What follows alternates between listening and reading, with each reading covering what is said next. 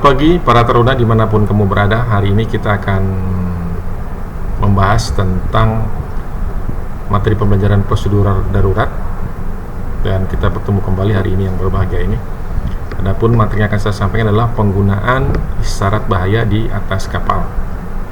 Jadi berdasarkan penggunaannya, maka isyarat bahaya di atas kapal itu dapat dibagi atas, yaitu isyarat bahaya bila terjadi kebakaran di atas kapal, ya. Isyarat bahaya bila mana terjadi kebakaran di atas kapal ditandai dengan isyarat bunyi dengan menggunakan bel ataupun seruling dengan ciri 7 kali tiupan pendek dan 7 kali tiupan panjang yang dilakukan secara terus-menerus. Jadi setiap orang yang berada di atas kapal bila mendengar isyarat bahaya kebakaran tersebut berkewajiban untuk melaporkan kepada mualim jaga anjungan bila kebakaran terjadi pada bagian dek, dan melaporkan pada masinis jaga jika kebakaran terjadi di ruang mesin kapal. Setiap perwira kapal berkewajiban untuk memantau perkembangan tempat terjadinya kebakaran dan berupaya untuk melakukan tindakan pemadaman. Dan upaya pemadaman dapat dilakukan dengan menggunakan alat pemadam api kecil atau dengan menggunakan alat pemadam api tetap dengan bantuan seluruh anak buah kapal. Baik, kita lanjut. Nah, cara lain yang digunakan dalam upaya melakukan suatu tindakan pencegahan terjadinya kebakaran di atas kapal adalah dengan menggunakan alat deteksi panas ataupun smoke detector.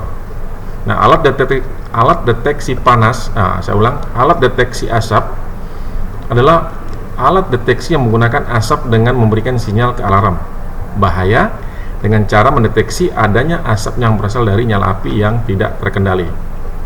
Berikutnya adalah alat deteksi panas ataupun heat detector. Ya. Alat deteksi panas digunakan untuk memberikan peringatan awal tentang adanya kebakaran.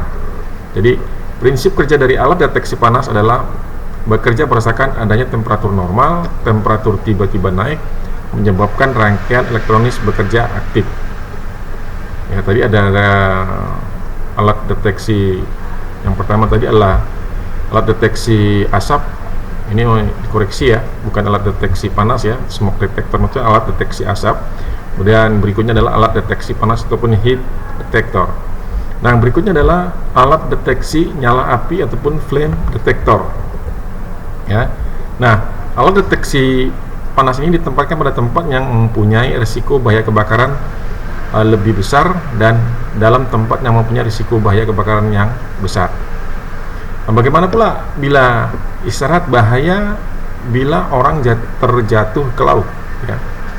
Jadi ini materi kita ini membahas tentang penggunaan isyarat bahaya di kapal, ya, yaitu dalam menyampaikan isyarat terhadap orang yang terjatuh ke laut dapat dilakukan dengan teriakan berupa orang jatuh ke laut, orang jatuh ke laut, ataupun dalam bahasa Inggrisnya man overboard. Jadi teriakan berupa orang jatuh dilakukan oleh perwira jaga ataupun orang yang bertugas ataupun penumpang lain yang melihat ketika terjadi orang terjatuh dari atas kapal. Nah, setelah mendengar teriakan, maka segera perwira jaga dek memberitahukan kepada KKM ataupun kepala kamar mesin ataupun perwira jaga mesin yang sedang bertugas untuk segera menurunkan kecepatan atau menghentikan kapal. Ya. Nah, setelah itu kapal itu berhenti, maka segera dilakukan pertolongan. Pertolongan yang diberikan kepada korban yang masih sadar dilakukan dengan mengulurkan tali ataupun kayu yang panjang untuk dipegang oleh korban. Nah, cara pertolongan ini dilakukan untuk menghindari korban panik sehingga orang yang menolong korban turut tenggelam secara bersama-sama. Sedang bagi korban yang sudah tidak sadarkan diri atau pingsan, pertolongan dapat dilakukan dengan jalan menolong menariknya langsung ke atas kapal. Nah, ini yang tadi yang ketika orang jatuh ke laut, bagaimana tindakan-tindakan yang mesti kita lakukan, ya. Kemudian selanjutnya adalah isyarat bahaya bila terjadi keadaan darurat di kamar mesin. Nah, terjadinya keadaan darurat di kamar mesin itu dapat disebabkan oleh beberapa faktor, diantaranya adalah kurangnya air tawar dan bahan bakar pada tangki penumpang. Saya ulang, tangki penampung maksudnya, ya.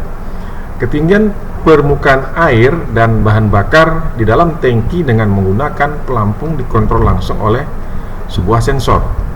Nah, bila mana terjadi perubahan permukaan air, maka sensor akan mengirim isyarat ataupun sinyal secara elektris maupun secara pneumatik yang dinilai oleh alat kontrol. Kalau isyarat yang diterima oleh alat kontrol 2 masih dalam batas-batas sesuai dengan yang sudah diterima sebelumnya, maka tidak akan terjadi perubahan pada kedudukan katup, ya. Sehingga oleh alat kontrol sudah melampaui batas-batas, dan alat kontrol akan mengirim sinyal kepada pengatur dan mengubah kedudukan katup sedemikian rupa sehingga jumlah air dalam tangki akan kembali normal. Nah, untuk jelasnya kita dipersilakan untuk melihat gambar satu ini tadi ya. Nah, ini dia katupnya nih. Ada pemakaian di sini, ada katup di sini nomor 1 ya. Pengaturnya di sini, ini ada supply. Ya, seperti ini. Ini ada beberapa skema-skema ya yang pertama tadi ya. Kemudian ini juga gambar ataupun skema tadi ya. Selanjutnya alat pengontrol suhu buang dan suhu pendingin dan suhu minyak pelumas bekerja itu berdasarkan perbedaan gerak gaya listrik pada kedua ujung kawat yang ditempatkan pada tempat yang diukur suhunya ya. Jadi perbedaan gaya gerak listrik ini oleh sensor kemudian dikirimkan berupa sinyal yang kemudian menyebabkan alarm suhu gas buang air pendingin minyak pelumas berbunyi yang menandakan bahwa suhu di antara alat tersebut tidak normal. Jadi di dalam kamar mesin bila terjadi suatu alarm, tentu kita harus cek segala sesuatunya, baik itu suhunya maupun kondisi-kondisi mesin itu sendiri ya. Baik, itu saja yang bisa saya sampaikan pada pagi yang berbahagia ini, yaitu tentang penggunaan isyarat bahaya di kapal ya. Semoga ini nanti bermanfaat untuk kalian semua, dan jangan lupa simak video pembelajaran hari ini, kirimkan tugas siswamu ke Google Classroom. Sampai ketemu lagi pada pertemuan akan datang. Assalamualaikum warahmatullahi wabarakatuh.